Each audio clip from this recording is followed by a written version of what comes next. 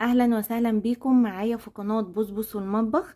يا ريت لو اول مرة تشوفوا القناة بتاعتي تشتركوا فيها وتفعلوا الجرس عشان يوصلكوا اي فيديو جديد اعمله.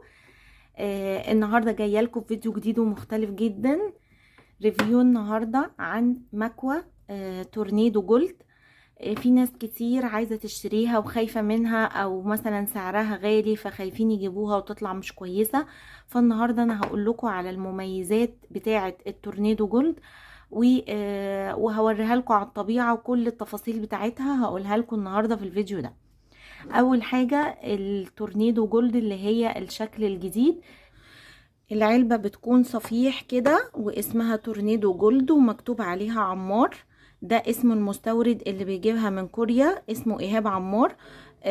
ده الاصدار بتاع 2021. انا جايباها بقالها سنتين عندي. عايزه اقول لكم تحفه جدا ولا اتغير فيها اي حاجه، وهوريكم من جوه قد ايه هي زي ما هي بالظبط علشان هي طبعا الاصليه.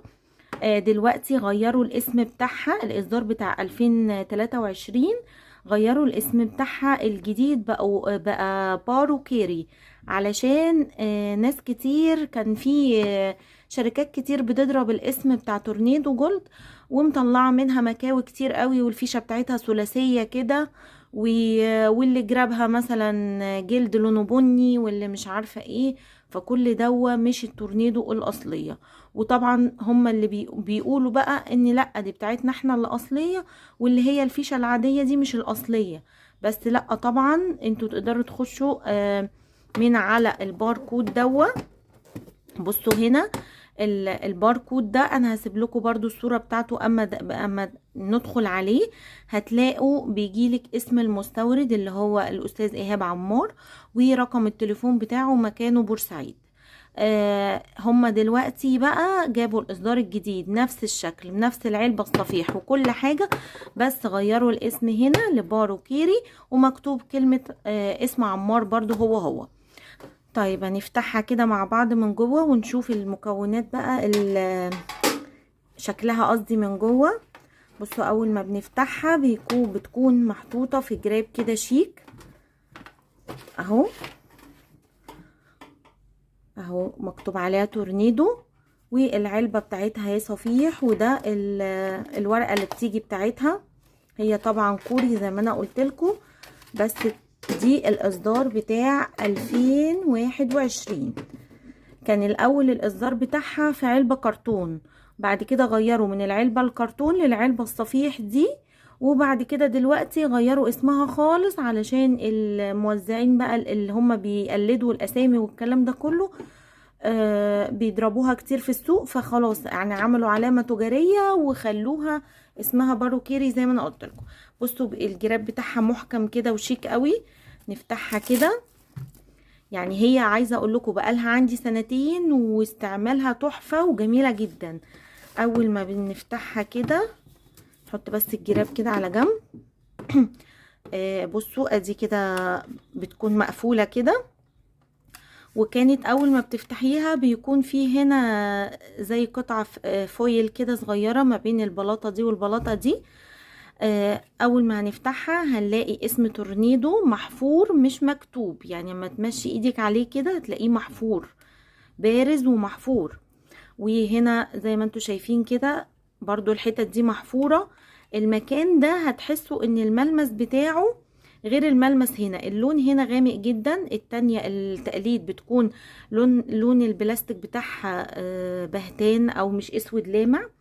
وهنا بصوا يعني ايديا عرقانة اول ما حطيتها. بصوا هنا بقى ليه المكان ده عامل زي الشمواه كده، عارفين ملمس الجلد او الشمواه. يعني بصوا لو ايديا عرقانة وعملت كده مجرد ما بسيب ايديا بتنشف لوحدها. بصوا اهي، يعني مش عارفة باينة عندكم في الكاميرا ولا لأ، بس يعني بصوا بتروح في ثانية ثواني. انا ايديا في جنبي كوباية مية. بصوا يعني مثلا عملت عليها نقطة مية اهي، شايفين النقطة المية دي هتروح دلوقتي. ليه بقى؟ المكان ده بيمتص الحرارة، طبعا لما بتكون المكوة كمان سخنة بتروح اكتر. بصوا راحت خالص اهي كانت مبلولة، علشان طبعا في الكوافيرات والكلام ده كله اثناء ما هم شغالين ايديهم بتعرق، فالمكان ده بينش يعني بيخليه المكوة ما تتزحلقش من على الايد. بصوا راحت خالص ازاي اهي. هتحسوا الملمس هنا غير الملمس هنا. السلك بتاعها بيكون الفيشه زي ما قلت لكم فيشه ثنائيه عادي خالص، مش فيشه ثلاثيه ولا اي كلام اللي هم بيقولوه ده. السلك بتاعها قوي جدا، ويعني بصوا لامع ومكتوب عليه ومحفور عليه، يعني مش اللي هو بقى اي كلام يعني. ومن هنا بتلف، بصوا بتلف بقى عشان طول ما انت بتعملي شعرك او لو انت جايباها الكوافير تكوني ان انت عارفه تستخدميها بسلاسه، ما تقعدش السلك يضايقك وانت شغاله. واسم تورنيدو هو مكتوب هنا برضو. برضو من الحاجات اللي بيقولوها يعني ان انت تعرفي المكوة الاصلية من اللي مش اصلية، وده طبعا كلام المستورد نفسه، ان انت لما بتضغطي كده على المكوة بيكون مفيش فراغ خالص، يعني هنا القطعتين بتوع البلاطة السيراميك قافلين على بعض بالظبط. طبعا انا قلت لكم ان هي دي اصدار 2021، يعني هي بقالها سنتين عندي وانا بستخدمها باستمرار، وزي ما هي زي ما انا جبتها بالظبط، مفيش اي حاجة حصلت فيها. شايفين البلاطة بتاعتها؟ بصوا انا عايزه اوريكم بقى ان اللي هي مش اصليه بتبقى البلاطه بتاعتها لونها اصفر، دي لونها يعني مايل للذهبي اكتر او البرتقاني، ومش عارفه هيبان عندكم ولا لا. بصوا هتبان اهي. هنا السيراميكا نفسها البلاطه بتاعت السيراميكا تحسوا فيها حبيبات زي برونز. بصوا كده هقرب لكم اكتر، ايوه كده بانت. بصوا فيها زي حبيبات برونز كده، التانية بتكون لونها اصفر، اصفر خالص يعني، ما فيهاش الحبيبات دي ولا اي حاجة من الكلام دوت. وهنا برضو محفور اهو اسم التورنيدو وكوريا. تمام. وهي درجات الحرارة بتاعتها اهي من اول 320 لغاية 470. طبعا انتي بتختاري الحرارة المناسبة لشعرك. سهلة جدا في الاستخدام وسلسة جدا. طبعا السطح الناعم ده بتاع السيراميك المطلي ده، بصوا يعني هي استخدام سنتين، عايزة اقول لكم ناعمة جدا جدا، ما فيهاش اي خدش ولا اي حاجة، ما حصلهاش اي حاجة. بصوا اهي، ولا اتجرحت ولا اتختشت ولا مثلا من هنا حصل لها اي حاجة ولا الحروف بتاعتها، لا بجد المكوة ناعمة جدا جدا. السطح بتاعها ناعم جدا، ده طبعا علشان هي معمولة من مادة التورمالين، وده حلوة جدا توزيع الحرارة، وكمان مش بتوقع الشعر. يعني في مكاوى ما تيجي تعملي، انا كان عندي البيبي ليس اللي هي ماركة بيبي ليس القديمة، كانت اما باجي اعمل بيها شعري كنت بلاقي شعري بيسقط معاها كتير قوي، واستخدامها يعني حجمها كده في المسك كانت تقيلة على الايد، والبلاطة بتاعتها كانت اعرض من دي بس ما كانتش منجزة في الحرارة، وكانت تقيلة في مسكة الايد، لكن دي ارفع، مسكتها اسهل، وتقدري تعملي بيها كمان ويف، تقدري تعملي بيها ليس عادي، تتني الحروف من تحت، وده هتوفر عليكي كتير قوي ان انتي تروحي كوافير او اي حاجة. وكمان بتحافظ على شعرك ان هو يكون لامع وناعم جدا، بتخلي الشعر بجد كأنك عاملاه بروتين، يعني بيكون ناعم جدا ولامع في نفس الوقت. وزي ما قلت لكم ان هي فيها الخمس مستويات دول من الحرارة. طبعا انتي لو شعرك ناعم خليكي في 320، شعرك متوسط خليكي في 350، ما تطلعيش ابدا لل 450 او 470. الدرجتين دول بيستخدموهم اكتر لكبس البروتين او الكرياتين في الكوافيرات. فبلاش تهلكي شعرك في درجة الحرارة العالية قوي دي، هي هتنجز معاكي اكتر وهتخلي الشعر ناعم وسايح جدا، بس هتهلكي شعرك قوي قوي قوي. فانتي لو شعرك متوسط خليكي ما بين 350 مثلا، حلو قوي.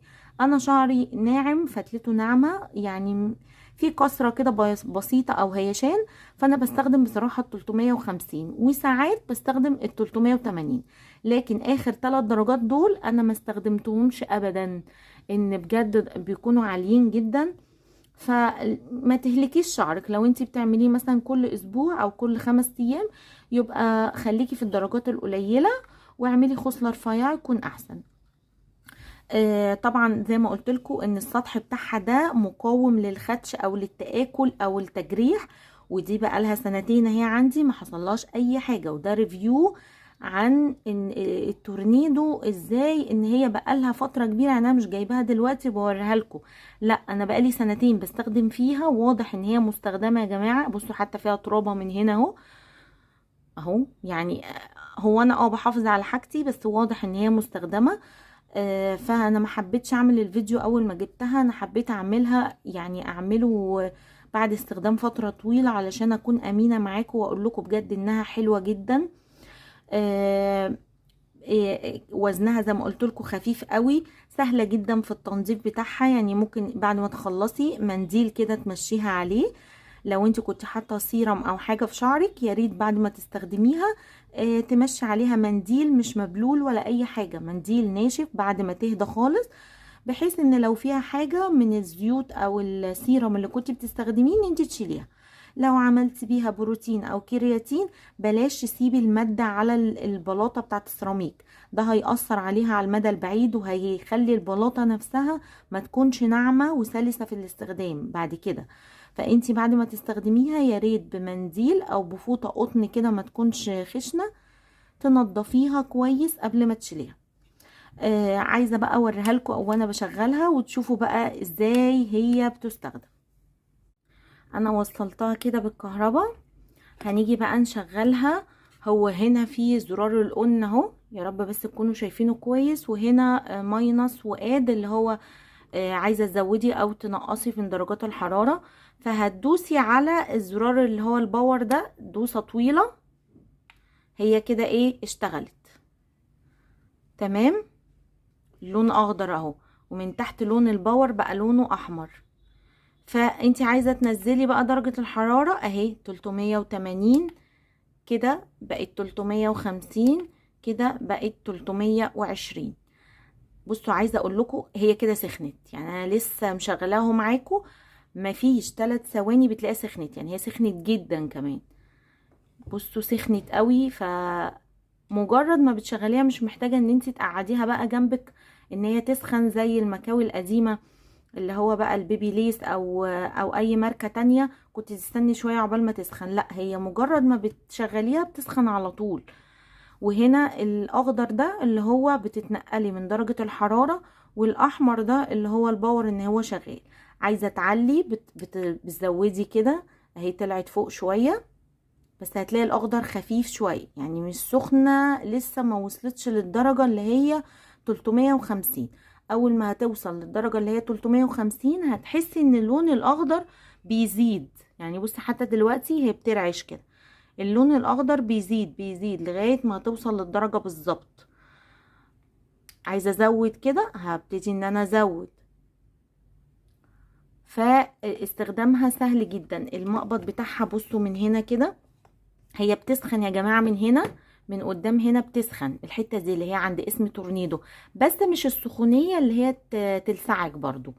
وهنا الحته اللي من قدام دي بصوا ما بتسخنش، علشان انتي لو عايزه تعملي لحد او تعملي لنفسك مثلا وعايزه تعملي ويف فبتعمليها كده تلفيها وتبقي ماسكه مثلا من هنا قافله كويس قوي الشفرتين دول بتوع المكوه علشان تكبسي الشعر كويس ويطلع معاكي ويف.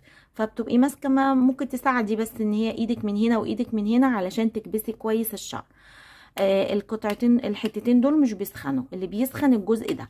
الجزء ده برضو مش بيسخن، اللي هو اللي انا قلت لكم عليه المقبض عامل زي الشمواه كده، ده مش بيسخن. ادي هنا والحته دي عشان ايدك ما تبقاش بتتزحلق كده اهي. دي الماسكه الصح بتاعه المكوه. بتبتدي تاخدي الشعر كده بتحطيه هنا كده وتبتدي ان انت تكبسي كده. صباعك الكبير بيكون هنا عشان في ناس كتير يا جماعه مش بتعرف تمسك المكوه، فانا بحاول ان انا بقول لكم كمان ماسكه المكوه ازاي. بتبقي ماسكه ادي الشعر اهو كده، بتاخدي الشعر تحطيه ما بين المكوه صباعك الكبير هنا وبتضغطي وتنزلي بقى لتحت، وترجعي تاخدي تاني وتضغطي وتنزلي لتحت. بس كده. استخدامها سهل قوي وطبعا السلك بيلف معاكي فبيخلي الحركة بتاعتك تبقى سهلة، مش كل شوية تقعدي تلفي في السلك زي المكاوي القديمة. لا، السلك بيلف معاكي فبيخلي الموضوع سلس خالص. وبعد ما بتخلصي بتشيلي الفيشة بتاعتها، يبقى هو زرار الباور ده بس عشان نشغلها منه. ودي كده كانت كل حاجة عن مكوي التورنيدو. يا رب اكون فدتكم في الفيديو ده وقلت لكم على كل الحاجات اللي ممكن تسألوا عليها.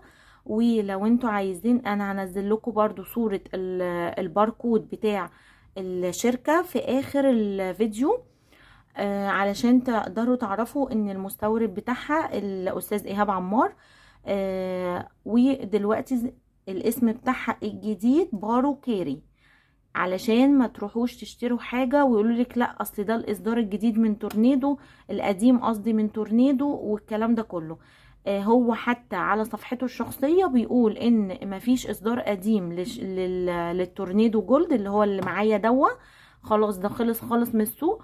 والاصدار الجديد اسمه بارو كيري، بس هي نفس العلبة الصفيح بنفس الشكل بنفس اللون بنفس كل حاجة.